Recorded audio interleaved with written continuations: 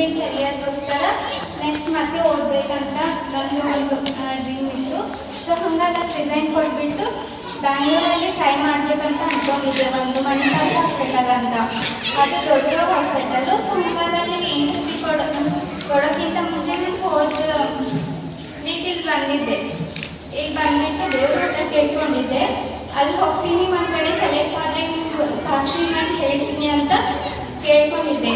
So ಹಾಗಾಗಿ ದೇವರು ನನ್ನ ಪ್ರೇಯರ್ ಹೇಳಿಬಿಟ್ಟು ಅಲ್ಲಿ ನಾನು ಒಂದೇ ರೌಂಡ್ 4 ರೌಂಡ್ ಇರುತ್ತೆ, ಅಲ್ಲಿ ಎಲ್ಲ ರೌಂಡ್ಸಲ್ಲೂ ಪಾಸ್ ಆಗಿಬಿಟ್ಟು ನೆಕ್ಸ್ಟ್ ಜಾಯಿನ್ ಆಗಬೇಕು ಅಂತ ಹೇಳಿದ್ದಾರೆ ಅವರು.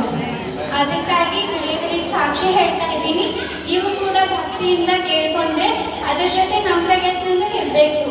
ಆದರೆ ಅದಕ್ಕಿಂತ ಮೊದಲಾಗಿ ದೇವರಿಗೆ ನಾವು ಪ್ರಾಮುಖ್ಯತೆ ಕೊಡಬೇಕು. ಸೊ ಹಾಗಾಗಿ ಎಲ್ಲರೂ ಕೂಡ ಚೆನ್ನಾಗಿ ದೇವ್ರ ಹತ್ರ ಬೇಡ್ಕೊಳ್ಳಿ.